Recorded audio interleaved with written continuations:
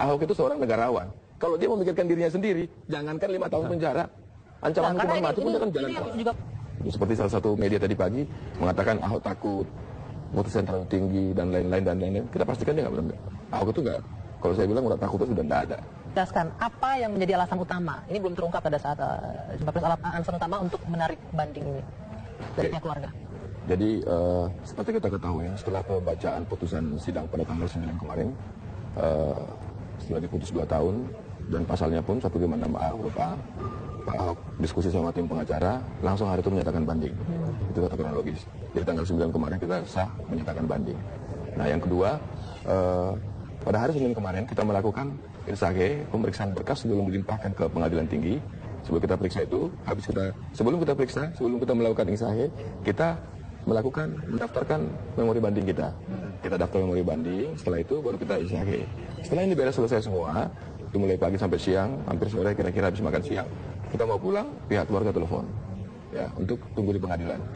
Karena ada keputusan penting dari keluarga. Akhirnya kita tunggu untuk kita diskusi sebentar dengan Ibu Vero dan Bu Vivi datang.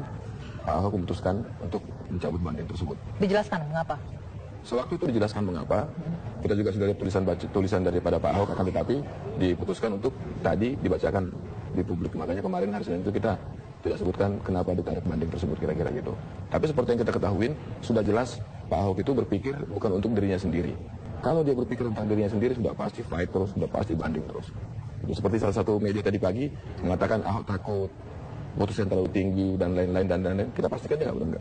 Ahok itu nggak. Kalau saya bilang udah takut itu sudah tidak ada. Demi kebenaran dia akan fight terus. Tapi dia melakukan banding ini, mencabut banding, pasti ada satu hal yang menurut kita ketika Bu Vero mengatakan akan banding, kita yakin ada satu hal yang mendasari. Tidak dilihat nggak setinjak, dilihat dari setelah Ahok ditahan saja di hari vonis itu. Ya. Kita lihat orang turun ke jalan, ya kan?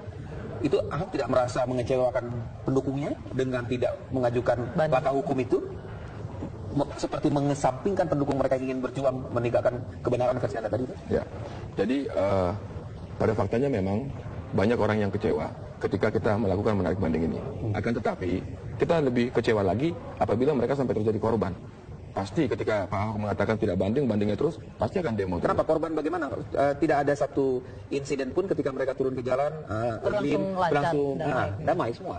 Enggak. Damai semua kemarin itu sampai terakhir di Priuk ya. Sampai water cannon itu damai, yang di Makassar itu damai. Enggak damai lah. Siapa lagi itu kan karena melewati batas waktu saja dibubarkan paksa kan oleh aparat. Betul. Iya kan? Betul. Artinya kalau tetap mereka memperjuangkan sesuai dengan prosedur yang berlaku, harus tidak menjadi masalah. Tidak menjadi masalah itu maksudnya. Betul. Akan tetapi yang kita khawatirkan akan ada menunggangin. Jadi sekarang kan makin panas nih.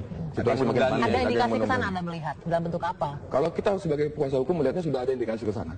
Dalam beberapa ketika aksi-aksi demo, ya ada laporan sama kita, ada beberapa provokator ditemuin di waktu mereka demo, ada yang nggak kenal. Oh, itu sudah ada. Menunggangi untuk kepentingan apa kalau Anda melihat? Ya itu yang kita nggak tahu.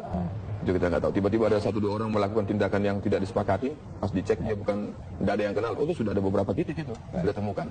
Gejala-gejala itu sudah ada. Tapi ini masih menjadi pertanyaan juga walaupun pertimbangannya masyarakat luas ya. Karena di awal itu Ahok sangat bersikeras untuk mengajukan banding, membuktikan bahwa vonis hakim itu mematahkan vonis hakim tujuannya untuk banding, tidak benar. Tapi kenapa tiba-tiba dengan pertimbangan ini langsung?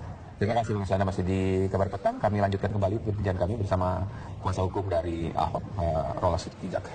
Jadi apa tuh kembali lagi Bung Sitinjak? Di awal begitu kekeh untuk mematahkan vonis hakim, tapi sekarang tiba-tiba benar-benar selain pertimbangan masyarakat, apa yang ada di dalam pikiran Pak Ahok sehingga harus benar-benar ini? Kita percaya ya dari tanggal 9 menyatakan banding, hampir setelah kita nyatakan banding seminggu lewat, terus kita nyatakan banding, habis itu hampir kira-kira 2 minggu, mungkin Pak Ahok ini perenungan yang paling dalam ketika dia mengambil keputusan untuk menarik banding ini.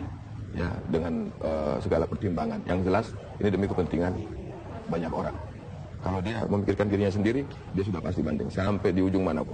Kita tahu karakternya beliau. Bukan karena kekhawatiran ini banyak yang beredar juga kita mendengarkan kekhawatiran kalau masuk ke tingkat yang lebih tinggi di MA malah diperberat hukumannya sehingga memilih untuk menghentikan proses hukum sampai di sini saja. 2 tahun sama 5 tahun bedanya apa sih?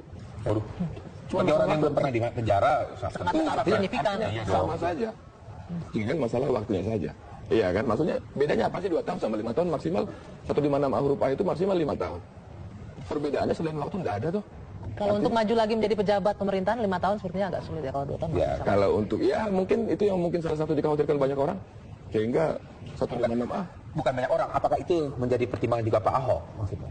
bahwa kalau lebih berat itu kan biasanya orang mengukur secara hukum itu kuasa hukum kan begitu kan kalau kita bicara hukum kan bandingnya akan lebih berat apa enggak nih kan itu bukan justru larinya ke muatan politis atau muatan di luar hukum yang tadi mengkhawatirkan ada istilah itu loh maksud saya. Jadi ketika Pak Ahok menyatakan banding, kita sudah diskusi.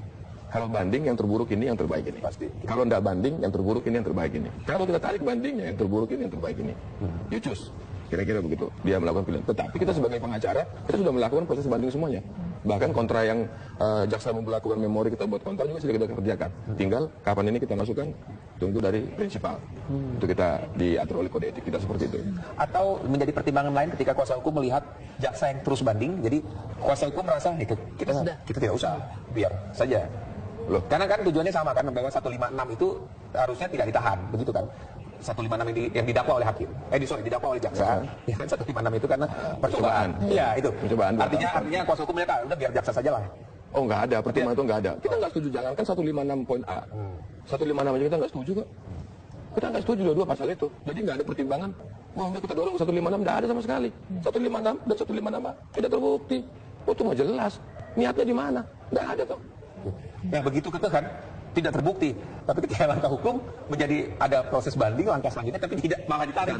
Itu yang saya katakan, Ahok itu seorang negarawan. Kalau dia memikirkan dirinya sendiri, jangankan 5 tahun penjara, ancaman hukuman mati pun dia kan jalan. Ini juga menarik bagi saya, Bung Sitinjak. Tadi saya mendengarkan pernyataan Ibu Vivi tadi ya, kuasa hukum yang wanita menyebutkan ini karena masih kuasa hukum itu menilai pengadilan kemarin adalah pengadilan oleh massa dia menyebutkan. Tapi dengan pernyataan itu harusnya tetap berjuang dong, bukan sebaliknya malah mundur menarik bandingnya. Artinya tidak menerima hasil vonis hakim, tapi malah setuju. Sampai kalimat itu saya setuju. Akan tetapi, seperti yang kita bilang tadi, Ahok itu negarawan. Kalau ini tentang dirinya pribadi dan tidak melibatkan banyak orang, artinya bukan melibatkan dalam konteks mengajak banyak orang yang simpatik sama dia. Jangankan 5 tahun, ancaman hukuman mati pun dia akan maju. Tapi kalau memangnya kekhawatiran seperti apa atau kegentingan seperti apa di mata Ahok melihat sehingga harus, kalau Anda bilang negarawan versi dia mengorbankan dirinya sehingga harus itu? Versi banyak orang loh Mbak, bukan versi Ahok. Ya kegentingan seperti apa? Kegentingannya contoh ya, ini kan ketika demo-demo ya, demo bawa lilin, bunga dan lain-lain, apalagi pendemonya ini kebanyakan ibu-ibu, para profesional ya, bukan orang-orang yang bayaran. Kan ada orang bilang, kenapa Ahok demonya malam, tetangga sebelah demonya siang? Ya gara-gara pagi kita kerja dulu, malam baru demo. Ya yang tetangga sebelah kan memang pekerjaannya demo, kita kan kerjanya profesional. Itu pertama. Yang kedua, ini kan rawan disusupin, Mbak. Kita sudah lihat beberapa titik, wah ini gejolak-gejolak ini sudah mulai ada. Jadi ini kita sampaikan kepada Pak Ahok juga, Pak ada begini. Kalau yang dikhawatirkan tadi adalah terjadinya ada ditunggangi, ada chaos, ada perselisihan yang tumpah darah atau seperti itu kan yang dikhawatirkan seperti itulah kira-kira seperti itu ya. Iya. Nah, apakah Ahok sebagai tadi disampaikan hanya agak berbeda kan, tertib demonya, lilin, para profesional, pekerja, tidak educated semuanya, ibu-ibu. Iya. Faktor mana yang membuat Ahok berpikir ini semua kan justru kalau atau jangan-jangan ini hanya ketakutan saja sehingga harus kan agak tidak menyambung. Enggak, sambung dong Mas. Enggak, jadi justru begini. Yang pertama seperti yang dibacakan oleh Ibu Vero.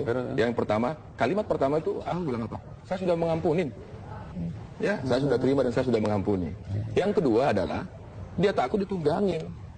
Karena kalau ini sampai ditunggangin, betapa banyak orang akan jadi terluka, akan banyak orang jadi korban.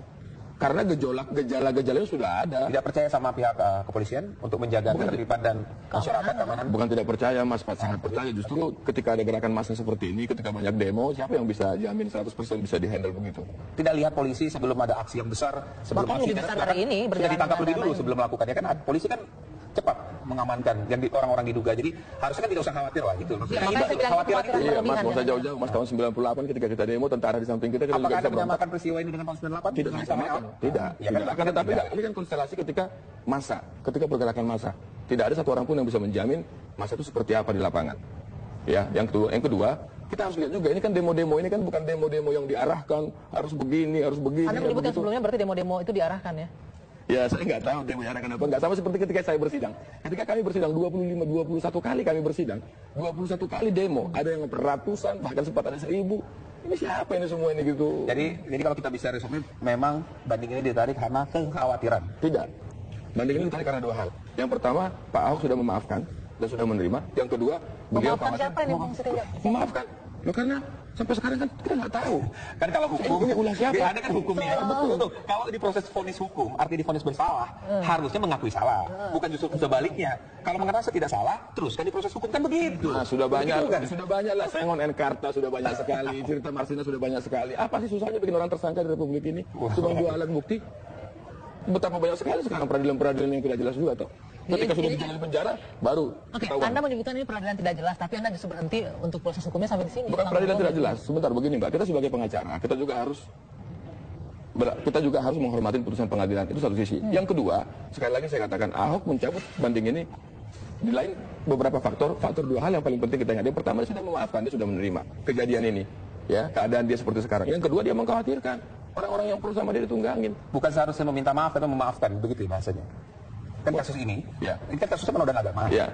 Justru Ahok memaafkan apa? Memaafkan siapa? Orang yang Saya tetapi saya telah belajar mengampuni dan menerima semua ini jika ini untuk kebaikan bangsa dan bernegara. Betul, itu bunyi suratnya, tapi yang jadi pertanyaan mengampuni siapakah Ahok di sini? Ini belajar mengampuni dan menerima semua ini udah lambat.